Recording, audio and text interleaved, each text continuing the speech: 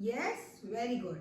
Because today we are going to do exercise 7.3 question number 2 and this is of class 8 comparing quantities. Are you all ready? Yes, let's start. So question number 2 is saying in a lab the count of bacteria in a certain experiment was increasing at the rate of 2.5% per hour. Find the bacteria at the end of 2 hours if the count was initially 5,06,000. Okay, so let's start. तो देखिए बेटा, इस question में ऐसा कहा जा रहा है कि एक लैब थी, उस लैब में इनिशियली इतने बैक्टीरिया थे और वो 2 आवर्स के अंदर 2.5 के रेट से बढ़ रहे थे। तो हमें निकालना है कि आफ्टर 2 आवर्स वो कितने हो जाएंगे। ठीक है, तो हमें निकालना है कंपाउंड इंटरेस्ट। तो हम स्टार्ट करते हैं। सो हमें पता है कि अमाउंट का फॉर्मूला क्या होता है। अमाउंट का फॉर्मूला होता है A is equal to principal 1 plus R upon 100 to the power T। मैंने यहाँ पर N भी लिखा है, हम यहाँ T भी लिख सकते हैं क्योंकि T से आप लोगों को ज्यादा अच्छे से याद रहेगा कि ये टाइम को रिप्रेजेंट कर रहा है ना। ठीक है, तो हमारे पास फर्स्ट क्या है, मैं इसको थोड़ा सा साइड में ले लेती हूँ। फर्स्ट है प्रिंसिपल, तो प्रिंसिपल है हमारे पास 5,06,000। देन 1 प्लस R, R है 2.5 अपॉन 100 और T है हमारे पास 2। नाउ सी, अभी हम 5,06,000 को तो ऐसे ही रहने देते हैं, हम पहले ब्रैकेट के अंदर का सॉल्व कर लेते हैं। ब्रैकेट के अंदर 1 प्लस 2.5, जब मैं ये पॉइंट हटाऊंगी तो नीचे एक जीरो और लग जाएगा और यहाँ पर 2 की यहाँ पर पावर रहेगी 2। अगर किसी को ये बात समझ में नहीं आई है तो हम एक बार साइड में देख लेते हैं। देखिए, अगर आपको याद है तो जब हम पॉइंट हटाते हैं, रिमूव करते हैं, तो कैसे रिमूव करते हैं, पॉइंट की जगह आता है 1 और उसके पीछे जितने भी नंबर होते हैं उतना आता है 0। Is it right? ऐसा ही होता है। ठीक है, अब यहाँ तो ऑलरेडी 100 था ना, अब जब हम इस पॉइंट को रिमूव करेंगे और 0 लगाएंगे तो इसी 100 के साथ एक 0 और लग जाएगा। ऐसा क्यों हुआ? ऐसा इसलिए हुआ कि देखिए ये 2.5 था, इसके साथ 100 था, जब हमने इसको रिमूव किया तो साथ में 10 और आ जाएगा। ठीक है, और 100 और 10 को जब आप मल्टीप्लाई करेंगे तो आपको क्या मिलेगा? 1000। Is it clear children? अब यही हम कर ही रहे हैं तो इसको और काट भी लेते हैं यहीं पे। देखिए 5 के टेबल में 25 आ जाएगा 5 टाइम्स और 10 आ जाएगा 2 टाइम्स और 2 0। ठीक है, फिर अगेन 5 की टेबल में ये 1 टाइम्स, 5 की टेबल में 24 टाइम्स और एक 0, तो हमारे पास आ जाएगा 1/40। ठीक है, अब मैं यहाँ पर डायरेक्टली इसको 1/40 लिखने वाली हूँ और आप मुझसे ये नहीं बोलेंगे कि मैम कैसे आया। ठीक है, ये हमने यहाँ कट करके देखा है, 1/40 हमारा आंसर है।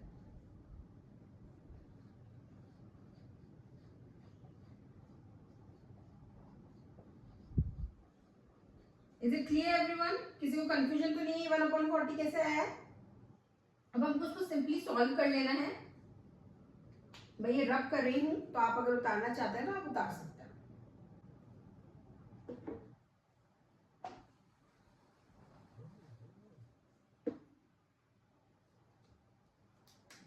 ओके, अब हम इसको भी यहां पर ही सॉल्व कर लेते हैं। 1 प्लस 1/40 कैसे सॉल्व होगा? ये यहाँ कुछ भी नहीं है तो 1 है, एलसीएम इन दोनों का 40 आ जाएगा। 1 की टेबल में 40 टाइम्स आता है तो यहाँ ऊपर 40 आ जाएगा हमारे पास। 40 मल्टीप्लाई बाय 1, या आप इसको क्रॉस मल्टीप्लाई भी कर सकते हैं, सिंपली है ना। 40 मल्टीप्लाई बाय 1, 1 मल्टीप्लाई बाय 1 और बीच में प्लस का साइन, तो ये हो जाएगा 41/40। ठीक है, तो अब हम यहाँ पर लिखने वाले हैं 541/40 की power 2। May I rub this?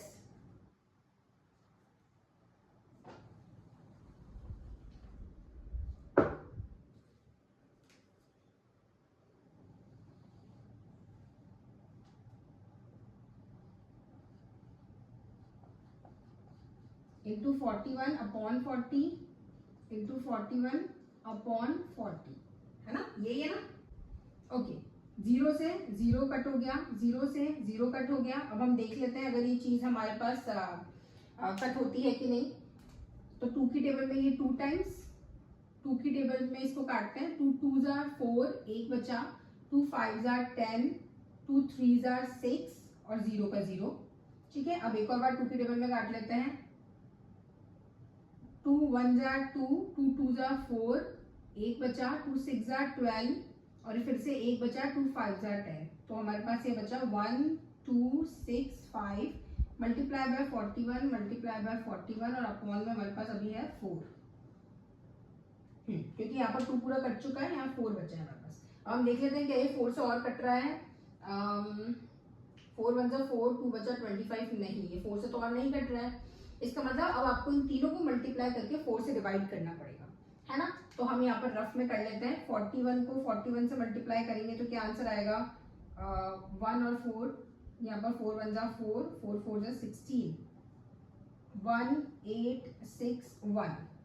ठीक है, और 1861 को अगर हम 1265 से करते हैं तो 1681 को इससे मल्टीप्लाई करते हैं, यहाँ ये जो अपने पास लिखा है, तो पहले तो ये पूरा ही आ जाएगा। फिर 8 5s are 40, यहाँ पर कैरिंग 8 6s are 48 49 50 51 52,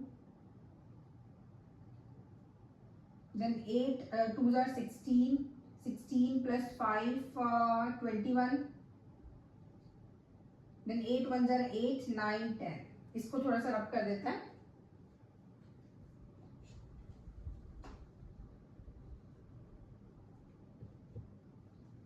अब 2 क्रॉस लगाएंगे।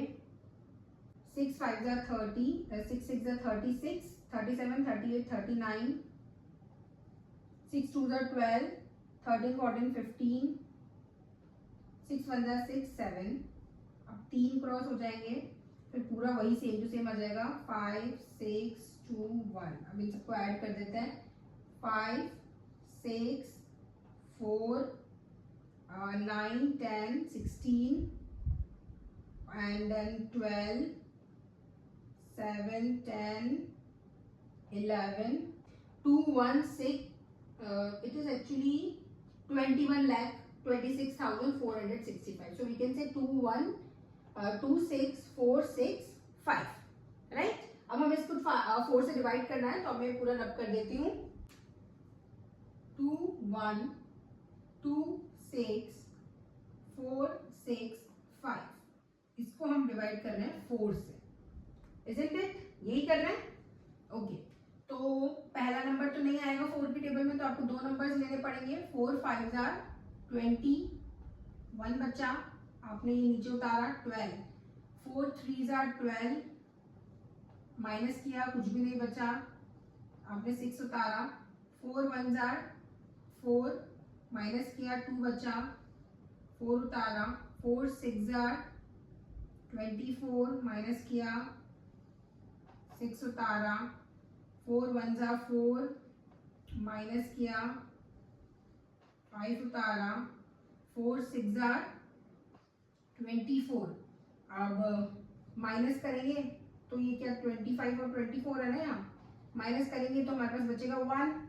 ठीक है, अब हम यहाँ लगा देंगे पॉइंट, पॉइंट लगाने के बाद यहाँ आ जाएगा 0, तो 4 2s are 8, 2 बचा, एक और 0 लगा देंगे। 4 5s are 20, कुछ भी नहीं बचा। ओके, तो ये इस तरीके से हमारा डिवीजन चलेगा। थोड़ा सा यहाँ चला गया है, होप आपको समझ में आएगा, है ना। तो हमारा आंसर आ गया है 531616.25। ओके, यानी कि देखिए स्टार्टिंग में हमारे पास था, ये रही थी प्रिंसिपल वैल्यू। स्टार्टिंग में हमारे पास था 5,06,000, लेकिन अभी हमारे पास थोड़ा सा बढ़ गया है। अब ये क्या है, ये है 5,31,616.25। ओके, तो 2 आवर्स के अंदर बैक्टीरिया जो है वो इंक्रीज होके या ग्रो होके इतने हो गए। ठीक है, I hope it is clear to all of you. Thank you. अगर आपको बहुत अच्छे से समझ में आया है तो please like share and subscribe, क्योंकि मैं ऐसी और भी वीडियोस डालती रहूंगी। तो आप भी देखते रहिए और अपने दोस्तों को भी दिखाइए।